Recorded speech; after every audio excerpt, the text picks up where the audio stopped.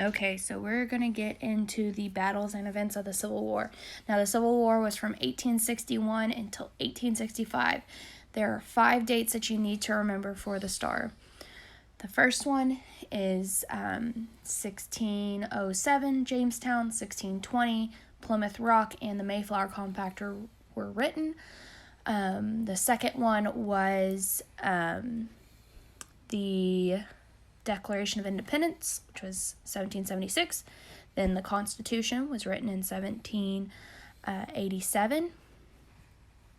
Then the fourth one is the Louisiana Purchase, 1803. And the last one is the battles and events of the Civil War. There's usually like 2 to 3 questions on these dates on the star, so just be prepared for that. All right, you should have shaded your map on page 21 to match this. If you have not, then you need to go ahead and do this quickly or pause to do this. The border states were states that owned slaves, but they did not ever secede from the Union. They stayed a part of the Union. They did not become a part of the Confederacy. So the first battle of the Civil War was Fort Sumter in South Carolina. The U.S. fort was needing supplies, so like any good president, Lincoln sent supplies to this fort. The South considered this as an invasion and attacked the supply ship in 1861. Now, this is a supply ship. These are not battleships. So when they were attacked, they didn't really have the supplies, they didn't really have the manpower to face an attack. So this fort basically got bombed, and this fort was, low on supplies because they were getting a supply ship. So they basically attacked a barter ship, a barge that didn't have guns, that didn't have weapons, and they attacked men that didn't have supplies because the supply ship was coming to them. And then the South called this the biggest victory of, modern time at the time. So it didn't really make sense. But this was the first battle, or considered the first battle, and the South was considered to win this. So after this happens, Virginia secedes, obviously, because they secede right after Fort Sumter, and the rest of the Confederate states seceded right after Fort Sumter. And Lincoln calls for volunteers. The Confederate capital is moved to Richmond, Virginia, and when Virginia breaks off to join the Confederacy, Robert E. Lee resigns from the military. He was a U.S. Army Confederate leader, and he goes with the Confederacy. He was a Union leader, now he's going with the Confederacy, and this is the man who is the Confederate general for the rest of the war. So here is the breakdown of the North versus the South. The North was called the Union. U.S. Grant was the commander, the Union commander. I want you to mark out first Union commander. He's really the only commander you need to know on the North is U.S. Grant. They wore blue. They were nicknamed the Yankees, and they had many different advantages. That most of them were population and money. All these factories could easily be converted to help the war effort. So these factories that were producing, cloth, they could be used to make military uniforms or blankets or tents or whatever. So it made more supplies for them possible. And then they also had more railroads, which helped for transportation. The South was Robert E. Lee was the commander. They wore gray. They were nicknamed the Rebels. Their advantages were they were, quote, defending homes and their way of life. What I mean by defending homes is they have a better general understanding of the geography of the locations where they were fighting. So they knew where hills were. They knew where to hide in creeks. They knew where to hide in the bushes to attack the North. They also had better officers. Even think still today, most of the South is what supplies the military with their really, really good officers. Generally speaking, most people in the South know how to operate, weapons, even if it's just for hunting purposes, so it could easily be transferred to apply to military operations. The border states were, like I mentioned before, they were in between the North and the South. They had slaves, so they identified with the southern states in that aspect, but they never seceded from the Union. They never left the United States. They never became a part of the Confederacy.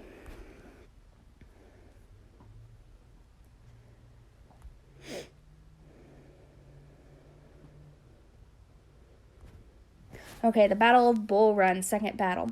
There were 30,000 Union soldiers that were going to take Richmond quickly. They thought, there's no way the South is going to win this. Let's just go ahead and end it quickly. The less deaths, the better. They were met by 22,000 Confederates. And General Thomas Stonewall Jackson would not allow the Confederates to secede. He literally put his arm up, and he was all the way behind all of his troops, his 22,000 men, and he said, "Do not cross my arms. You will not cross my arms. Turn around and fight."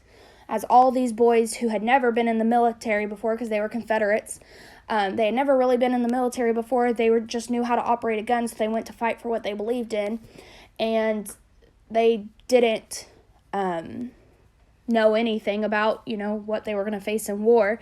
And so, of course, they're going to retreat. So they go to retreat, and Thomas is in the back saying, "Do not cross me. Go ahead, turn around, go fight."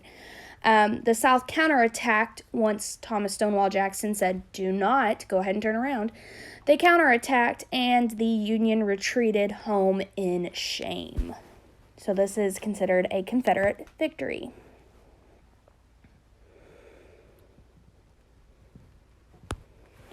The Battle of Antietam, it took place in Maryland. Maryland is one of those border states. It's probably, it's not probably, it is the bloodiest day in American history. Now, there are two bloodiest, quote, days, and there's one bloodiest battle in American history. This one is the bloodiest day in American history. There were 23,000 men that were killed or wounded, and no one really won. It was just kind of an all-out massacre. So no one really won this battle, but it did make Abraham Lincoln wake up and realize, oh, we are in this battle for a long run. It really looks like the South is going to win. So he actually issued the Emancipation Proclamation as a result of the Battle of Antietam. So this ordered all slaves to be freed, but only slaves in the rebelling states. Many of these slaves end up joining the Union Army, so the Union would be marching along these plantations, basically tell them, hey, you're freed, join the military with us, help us end slavery, help us help your fellow slaves to get out of this mess, and a lot of them would join the Union Army. Now, the problem is that they were not treated well once they were in the military, even though they were in the Union. They were given the worst supplies, they were given minimal weapons, and they were put up at the front, so that way they were the first ones to get killed. So they weren't treated great, but at least they were free.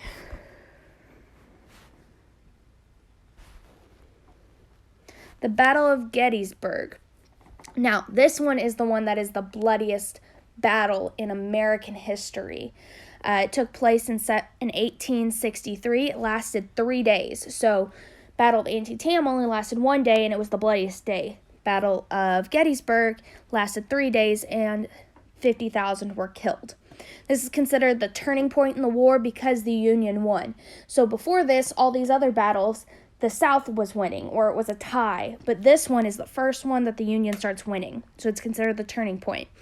And as a result of this battle, Lincoln offers his Gettysburg Address. It dedicated a cemetery in Gettysburg, Pennsylvania, to people who were lost during the war, and it suggested that this war would determine whether or not the nation and democracy as a whole would survive, because a lot of countries right after the American Revolution started taking on democracy as their form of government.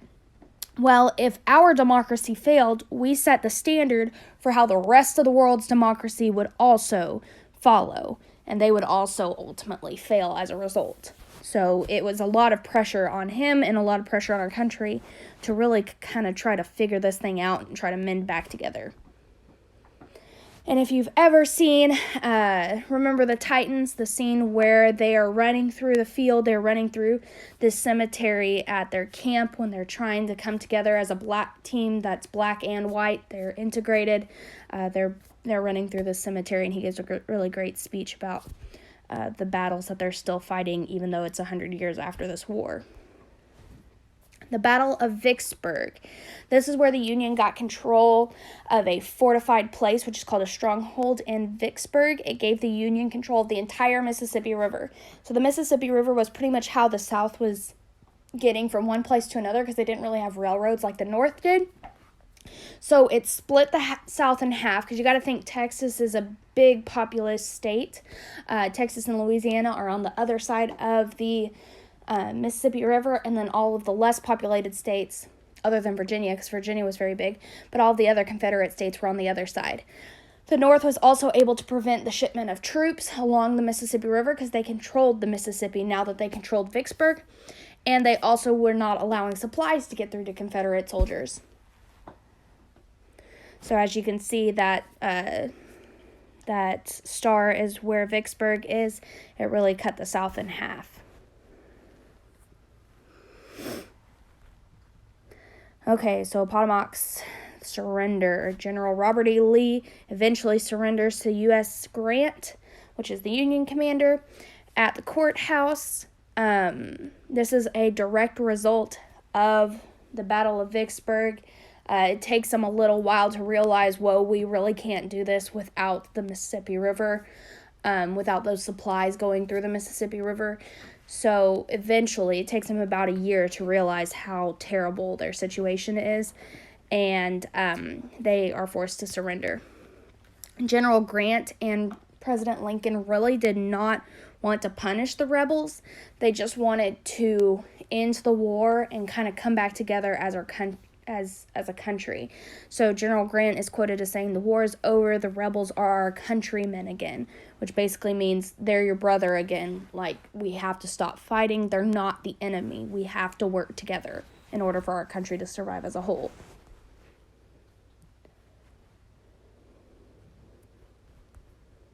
And that's the conclusion of the Civil War. So it began in 1861 at Fort Sumter. It ended in 1865 at Appomattox. General Robert E. Lee was the important Confederate general, and U.S. Grant was the important Union general. Roughly 620,000 Americans died, and the end of the Civil War started the Reconstruction period, because all of that has to be reconstructed after it's been demolished. So that's why it's called that. And we have one more ed puzzle for this year, so make sure your notes are all filled in for this year. I'll be doing a massive check probably next week after you do your Reconstruction notes. And then we are done with our notes, so they have to be filled in.